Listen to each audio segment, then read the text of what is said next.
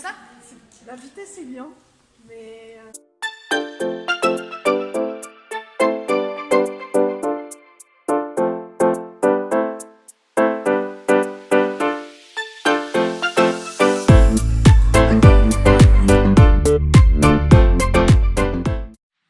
Salut Julie! Salut Anne-Lise. Est-ce que tu peux te présenter un petit peu pour les filles qui nous regardent?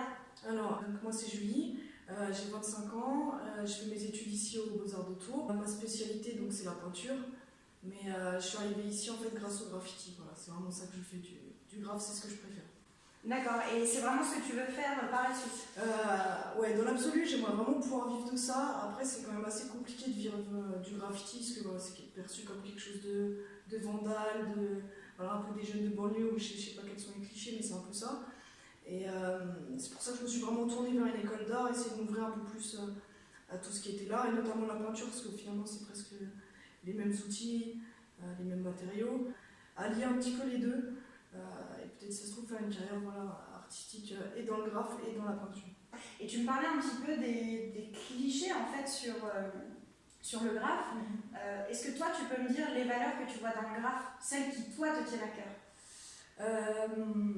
Moi je pense ce qui me tient plus à cœur et ce que les gens ne voient pas de base, je pense c'est la volonté d'embellir un peu sa ville.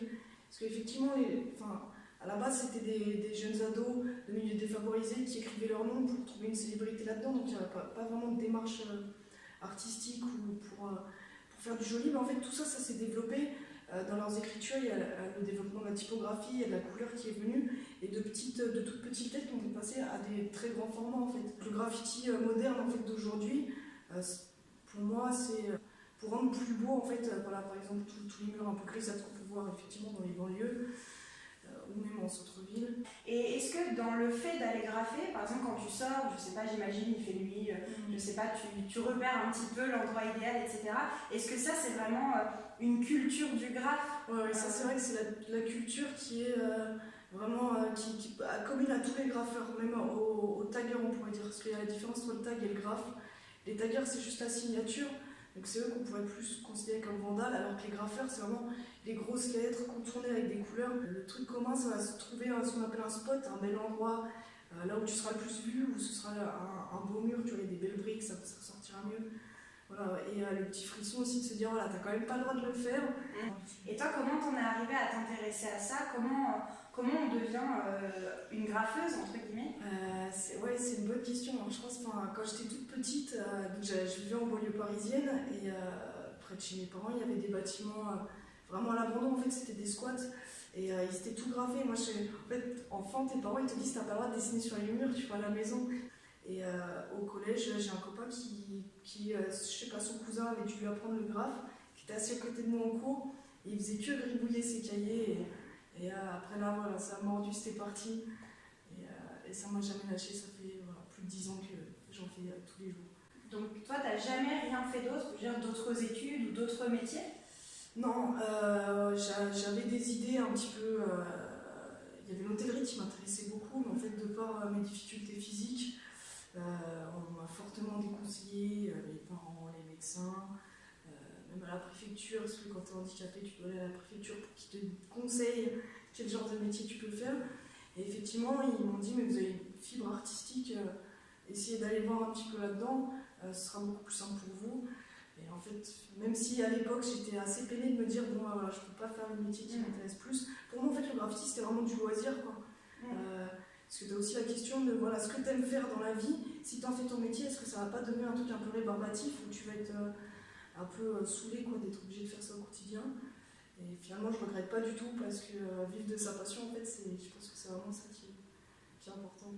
Effectivement, ça c'est un petit peu ce que je véhicule sur ma chaîne, je pense que tu l'avais un petit peu vu. Et justement, tout à l'heure, tu me parlais de ton handicap, et je voulais savoir si aujourd'hui, ce handicap, tu le dépasses aussi grâce au graphe, ou de manière très différente?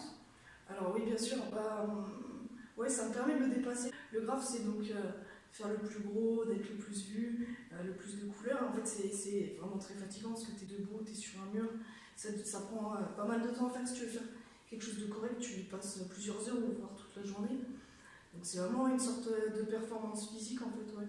Et en plus d'être reconnue un petit peu dans le milieu, voilà, j'ai rencontré d'autres graffeurs de Tours qui disaient moi c'est incroyable. Déjà t'es une fille qui fait du graffiti, ça nous fait trop plaisir parce que c'est rare. En plus t'es handicapée, t'arrives à faire aussi bien que nous. Tout ça pour se dépasser, ouais, voilà, aller plus loin que ce qu'on peut faire. Ouais, ça me plaît. Et moi c'est, enfin, ce que j'ai vu dans ton personnage, la première fois que je t'ai rencontré, c'est que je t'ai vu arriver sur ton vélo, voilà, et puis parler un peu de ton art, etc. Et je trouve que tout ça, ça forme un personnage en fait. Et j'ai l'impression qu'en fait, t'es un petit peu un petit corps, mais avec un grand esprit. Ouais, Est-ce que c'est ça un petit peu que tu véhicules Ouais, c'est ce que j'essaie de faire passer en fait, surtout ici à l'école. Je suis en dernière année, je vois par exemple, on a beaucoup de très jeunes qui arrivent à 18 ans, qui sont un peu perdus dans leur truc, qui ne savent pas quoi faire de leur art, et j'essaie de, voilà, de montrer un peu, peut-être avec ma grande gueule on va dire, mais voilà, de dire voilà, j'ai des difficultés, toi aussi tu as des difficultés, mais regarde, on peut se dépasser à travers ça. C'est pas parce que voilà, tu as des problèmes physiques, mais aussi par exemple financiers, ou je sais pas, ou problèmes familiaux, essaye de ne pas t'arrêter à ça, dépasse tes difficultés. Donc pour toi, en fait, il n'y a pas de limite. Que ce soit ton corps, ou que ce soit ton milieu, ou que sais-je, pour toi, il n'y a pas de limite. Voilà. Alors s'il y a des limites, il faut arriver à les dépasser. Et surtout, en fait, ce que les gens te disent. Genre, non, tu peux pas faire ça, tu peux pas faire hôtellerie, ou t'es pas capable de monter dans un arbre, ou t'es pas capable. Les gens, tu vois, comme tu me disais, j'étais sur mon vélo et tout. Les gens, ils comprennent pas comment je fais du vélo, alors j'ai la canne à côté, mais enfin, si tu t'arrêtes à ce genre de pensée, bah tu fais rien en fait. Mais non, j'accroche ma canne sur mon vélo et je vais faire un tour. Et tu y vas, et t'as bien raison, fais ton tour. Maintenant, il y a quelque chose que j'ai l'habitude de demander à toutes les filles que j'interviewe, donc je te pose la même question. S'il y avait un bocal avec 3 ingrédients du bonheur, tu mettrais quoi dedans? L'ingrédient du bonheur, c'est une excellente question. Je pense qu'il faut déjà savoir bien s'entourer, au niveau que ce soit sa famille, soit ses amis, ou même la personne avec laquelle on est. Je pense que l'environnement, c'est le plus important, vivre de sa passion, faire quelque chose au quotidien qui te plaît. Je pense que c'est vraiment un bon moteur. Et puis voilà, avoir la mentalité aussi, une volonté de faire, à pas se laisser faire même si la vie est dure, etc. Voilà, je pense que c'est ça les trois ingrédients. Et ça, c'est par rapport à ce que tu as vécu. Est-ce que tu as rencontré certaines situations qui font qu'aujourd'hui, ce sont tes 3 valeurs clés?